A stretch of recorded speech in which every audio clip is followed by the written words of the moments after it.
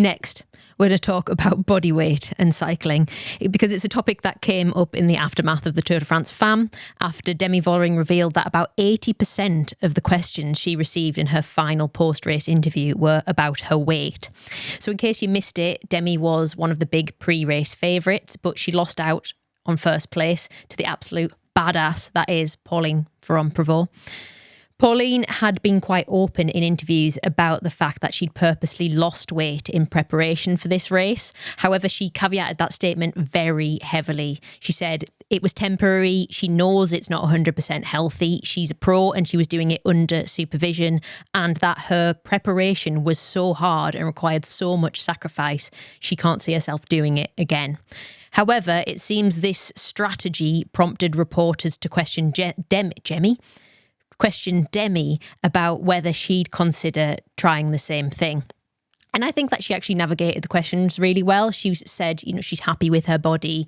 Her main priority is her health, and that she hopes young girls now don't think that they need to be super skinny to ride in the mountains. And some said that was a bit of a dig at Pauline, but also what else is she meant to say? She knows that she's a role model and she's trying to, give the appropriate response there. I think this kind of questioning generally, though, is maybe slightly irresponsible, not just for young girls watching, but actually all cycling fans. I think this is definitely a sport where the topic of obsession around weight permeates amongst all of us. It's not just a female thing. In fact, it's more a men's thing because it's so male dominated. But knowing how much of this pro attitude filters down amongst amateurs to reduce something to, Pauline lost 4 kilos and she won, so let's ask all of the other pros whether they're going to lose weight as well. Come on, guys.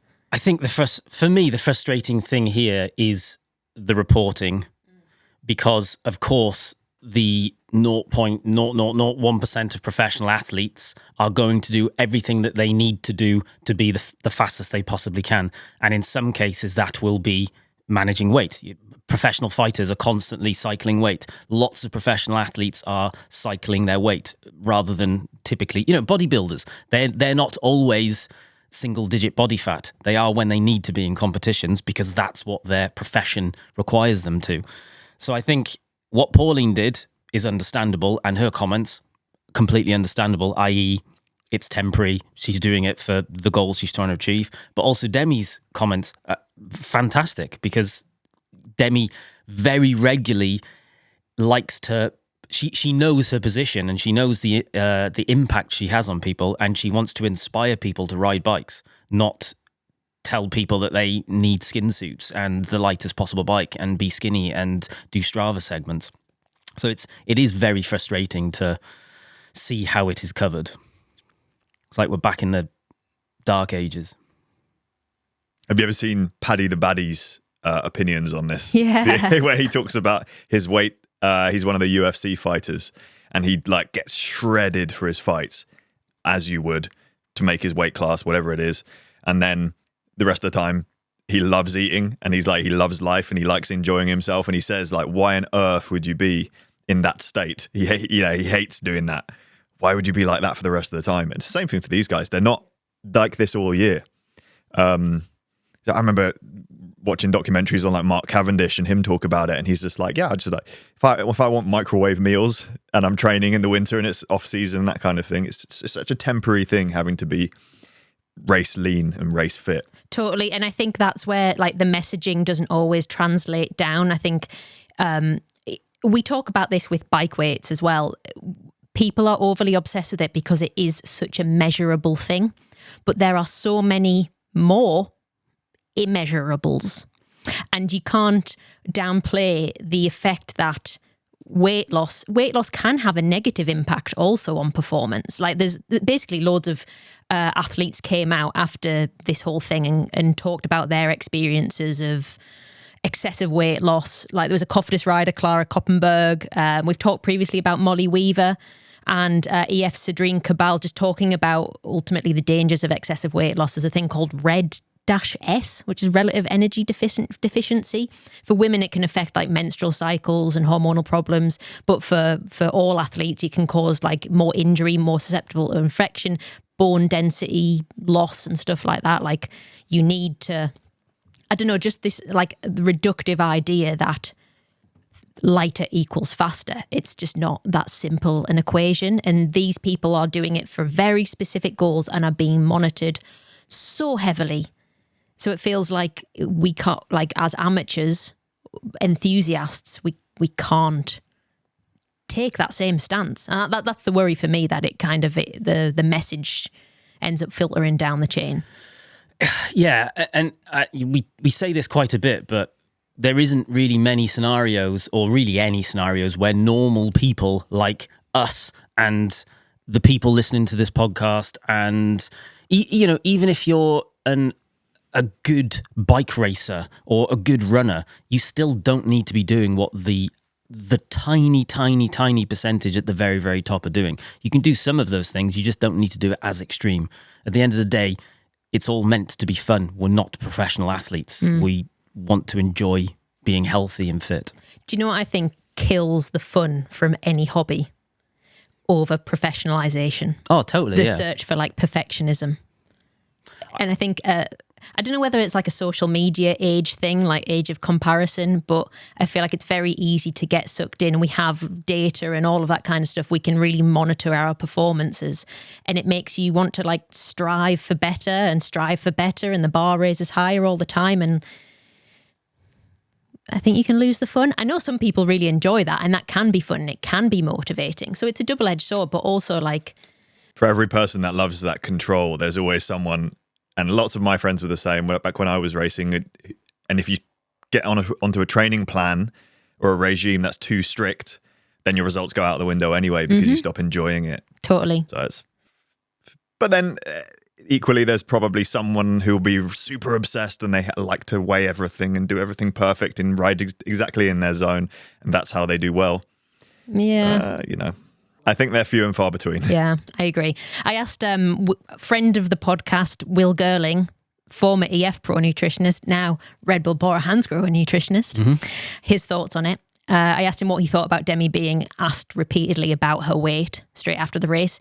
He said, I think jumping to the weight as the reason why Demi lost is very uneducated and essentially fat shaming on some levels. There are lots of factors that could play into it. He said, when you consider strategy, mechanics, aerodynamics, daily nutrition, low fiber, hydration, heat adaptation as just a few factors, I think comparing weight alone is a very poor comparison. And I think you could also add mental health into that mix as well. Like if you don't if you feel like it's such a burden that can actually stop you from performing well, it's just a really thinner equals faster is just such a reductive and wrong. Well, it's watts per kilo. Yes. So if you lose the watts, it doesn't matter if you're really light, does it? Exactly. It has to be both. Exactly. People use that as an argument of why you should be skinny, don't they? But actually, it works both ways. You got to have both, and one pretty quickly goes out the window if you get too skinny. Totally. So and also like underfueling and stuff. This again is coming back to, this is the pros are trying to find that perfect balance. We don't need to. You can. If you just enjoy riding your bike, you can not have the perfect watts per kilo and still be a cyclist, still have fun on your bike.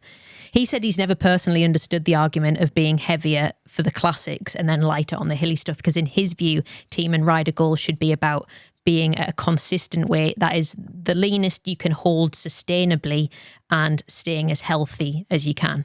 So he actually disagrees with the mentality of like cutting and bulking and all that kind of stuff. And this will be very different for every rider. Totally. So some people will just look lean. Yes. At the same body fat percent. You know, it's so personal. So you can't go, oh, I want to look like Vingegaard. You're not even from the same country. Yep. Like, it's not going to be the same. Yeah, and his heavy caveat on that was that he's talking about professional rider goals, not amateurs. He's not saying that people should try and stay at the leanest they can possibly sustain. He's saying if you're a pro and that is your job, then that's probably what it is.